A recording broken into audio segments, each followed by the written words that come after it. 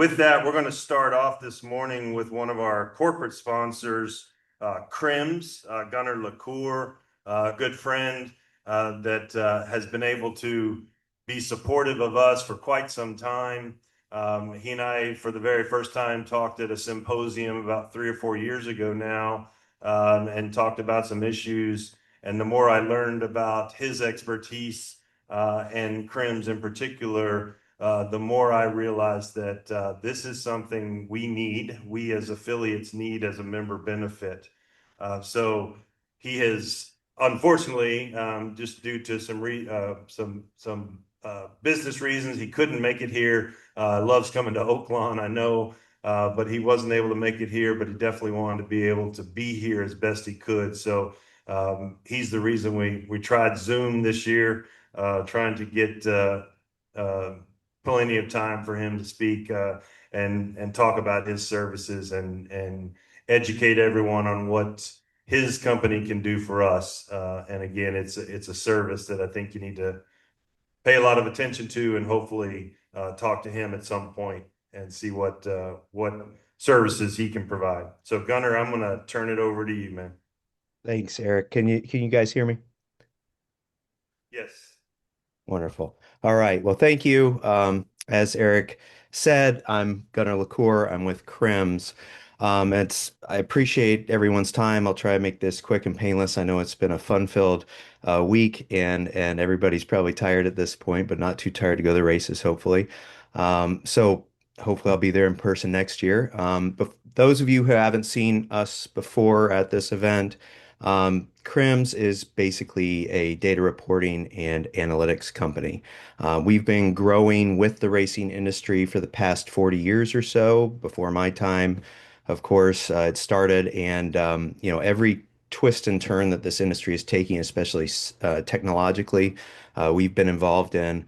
Um, we currently service three of your fellow HBPAs, Charlestown, Louisiana, and Ohio. So if you have any interest, please ask them for their thoughts. They do different things with us. Each one of them, they have different reasons for doing it, and it'll give you an idea of why, how you might be able to use, the wagering information that we can provide, along with the race data and so forth. Um, I've, typically my presentations have focused on our audit capabilities.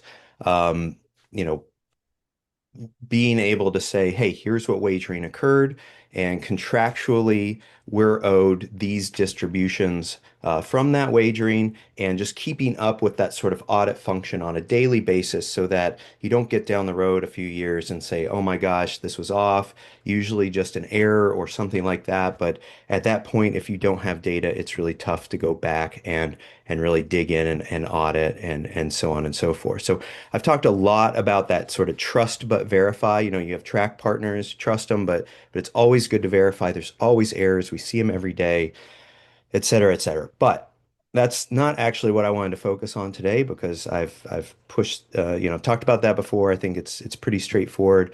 I actually changed sort of my talk once I realized, I had had a chance to sit down and review the discussion at the AI panel, which I thought was just really interesting and really important for horsemen and the industry as a whole.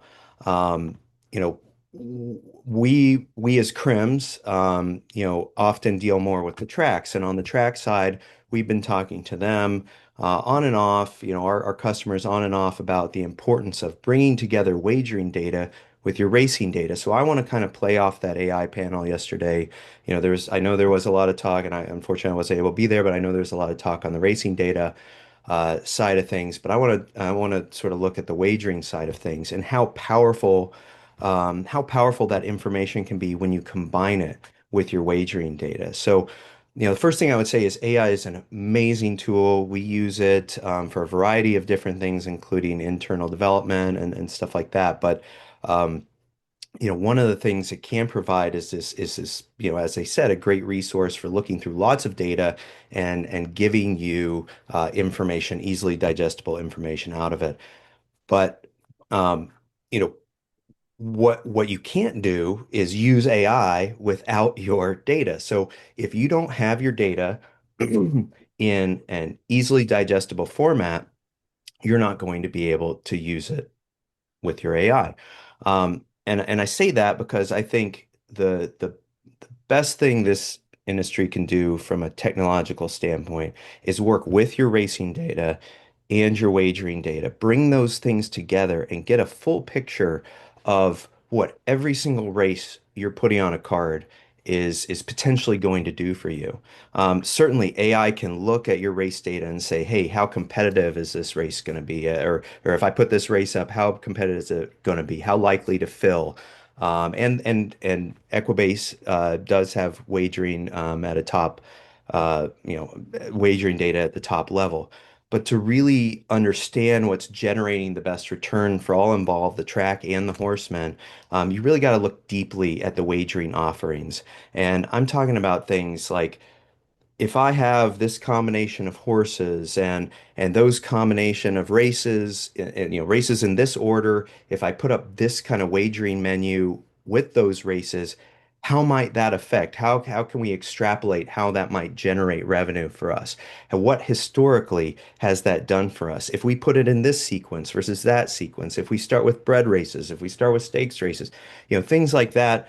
Within the wagering menu are going to be really powerful, drive the best possible card for you, the best returns, and therefore support both the track and the whole racing industry, the horsemen, as much as possible. Again, it's very deep analytics here and very complex. If you can, but having sort of a goal in mind, AI can help you get there. But again, you got to have the data to be able to feed into it, not just the racing data, but the wagering data too. You can find out things, you can answer questions like is this wagering option a success relative to others? Is how we set this card up a success? And where is that success being found? ADW, OTBs, do the high volume guys like it? Do the retail players like it? What's the ROI on that versus, both? And should we be pushing this way or that way? So again, lots of different questions, way more than I could possibly get out right now. Um, and of course, when you're trying to answer those questions, you can take it a step forward further and say, hey, we're a breed organization. We're the Horsemen. We are talking to the track about setting up minimum conditions, things like that for the next race season, stakes, overnights, bred races, minimum purses, etc. It would be a really powerful piece of information to know that, we're making if you're making your decisions about what you're going to ask for, hey, what's generating this revenue? What kinds of races are people really interested in and why and when? And same thing when you go to meet with the track, when you meet with the race secretary, being able to show them, hey, look, if we do this, we end up generating more revenue than on days where we do something else. And so again, just a really useful piece of information to achieve your desired outcome, to kind of to make sure you're really standing on firm footing when you ask for something and say this is going to be better for us, for you, etc. Um, again, and then you can extrapolate that further. You're talking to the commission, you're talking to your constituents about changes to a bread program or changes to racing requirements. Again, having that sort of concrete, fact-based information to say, here's what we're proposing and here's why, very powerful. Same thing, go to the legislature and you say, hey, we want to run this bill and it's important to fund this program or to make these changes to what we're the minimums that we're allowed to do or something like that. Again, having those data points to say, if you look at historically what we've done, these kind of races have resulted in the best return to the horsemen. And so again, anybody that's opposed to your bill is obviously going to try to bring their own set of data. Having this data at your fingertips, being able to work with the AI to get answers to your questions, again, just very powerful in a variety of ways. So I'm very excited that the panel the other day, really dug into the AI, the AI issue and how racing can utilize that. And again, I just have to go back, the same point I say every year, you know, get your data because if you have it, you can use these new tools to help drive the outcomes you want. But if you don't, then AI is only as good as what you feed it. And if you don't have anything to feed it, it can't answer those questions. So um, again, I was going to keep it short and sweet. That's me. Very excited to see the Horsemen getting involved in AI, using this, big data to make decisions. I think that's really the future. That's going to help horsemen. It's going to help the tracks. I hope everybody starts looking at this, and whether you use us or not, I think, that's the way to do it. So, Eric, that's it for me.